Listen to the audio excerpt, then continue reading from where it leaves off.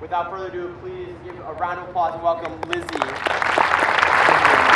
I'm really excited to be here with you guys. First of all, please say thank you to your parents. We got a couple parents here. Start by saying thank you to your parents, whether you see your parent here or not. Thank you, parents. Yes, thank you guys. Thank your parents for getting you guys here and giving you the opportunity to play.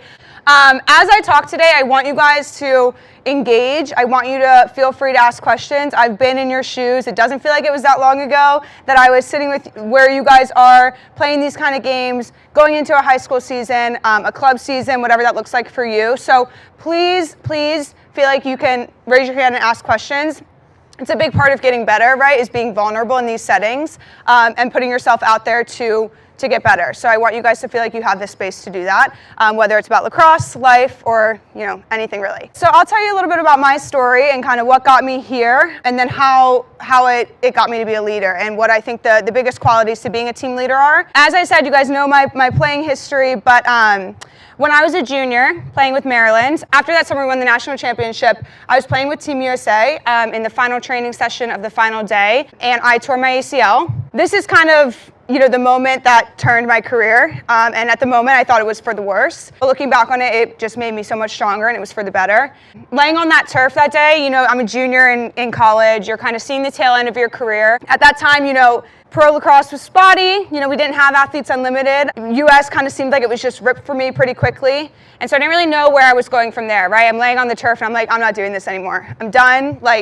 That was fun while it lasted, but I should start thinking about options outside of lacrosse. Probably took me 30 seconds on the turf to realize that was not my story. That's not how I wanted to go out, that I wasn't gonna let this injury define me. And I had to pivot, right? I had to figure out, where am I gonna go from here? What is this gonna look like? And in that trial, in that journey of figuring out who I was, what I'm looking to do after sport, what has sport done for me? What do I have outside of sport, right? A lot of you guys, we know sport as an everyday routine for us, right?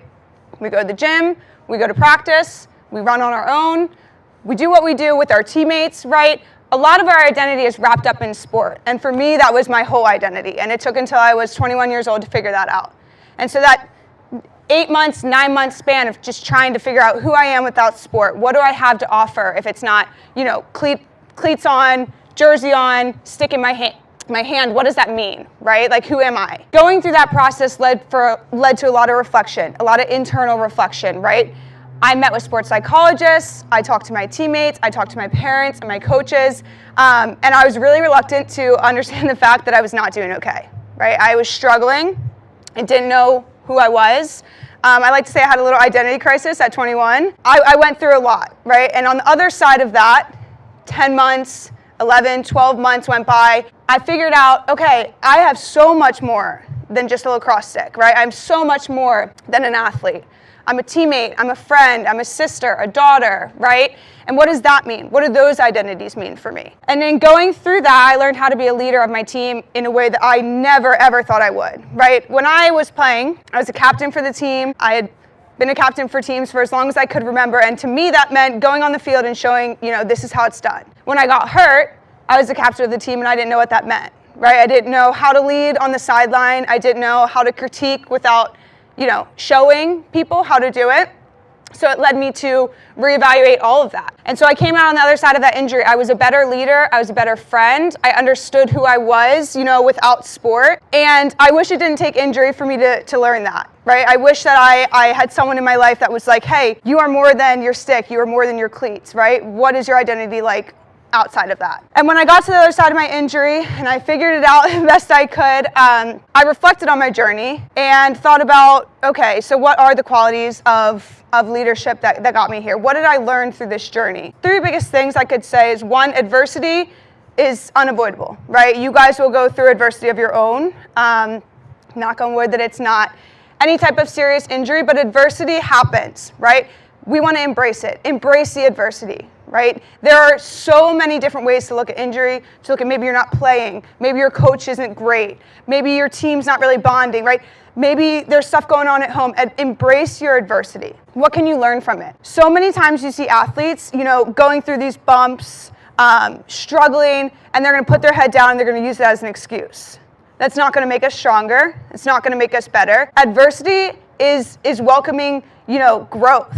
And that vulnerability that comes with adversity is welcoming growth, whether it's on the field or off the field. Most of the times it's both. I learned that, okay, I'm standing on the sideline, let me get my teammates water. Let me break down film for a freshman who needs it, right? Let me watch film so I'm better when I get back on the field. Let me teach a freshman who doesn't know the plays while I'm standing here. It was leadership in a new way. So 1, welcoming adversity. 2 is being flexible, being what the team needs from you to make that team better. So when I was your age probably, and up until my freshman year of college, I was a midfielder.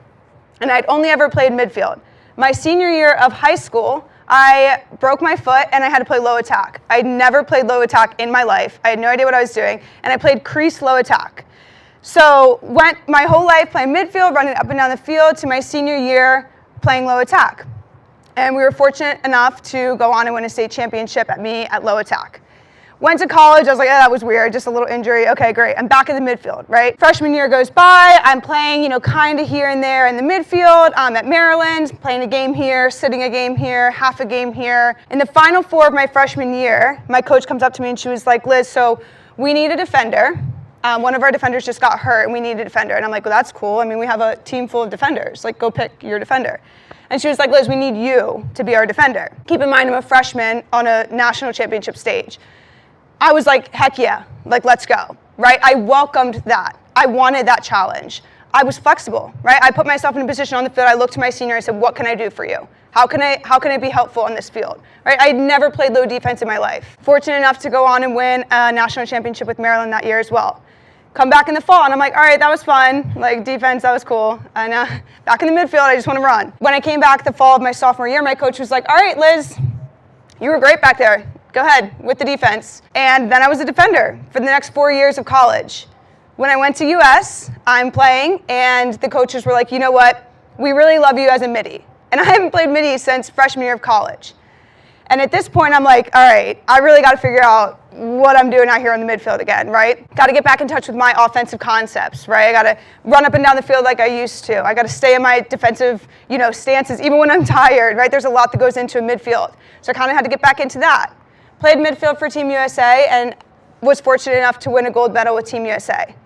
And so I don't say this to sit here and tell you about all my medals and tell you that I can play any position, going to be great.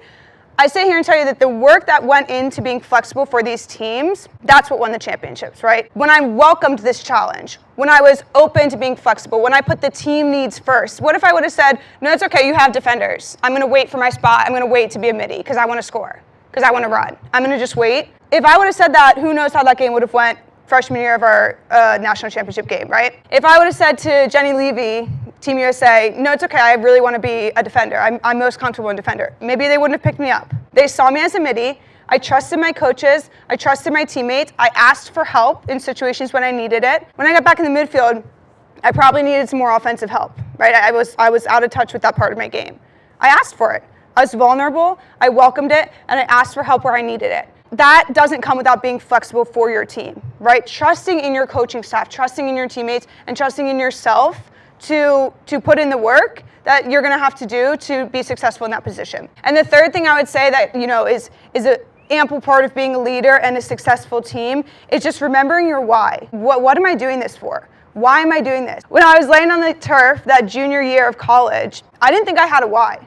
When I'm going through years and years, or months and months of this rehab and physical therapy and school without sport and missing out on team activities because I'm in the training room, right? I had to really remember my why. What am I doing this for? This is a lot of hours of rehab, a lot of hours of work for what? And you have to remember that why. And sometimes it takes, an injury, God willing it doesn't.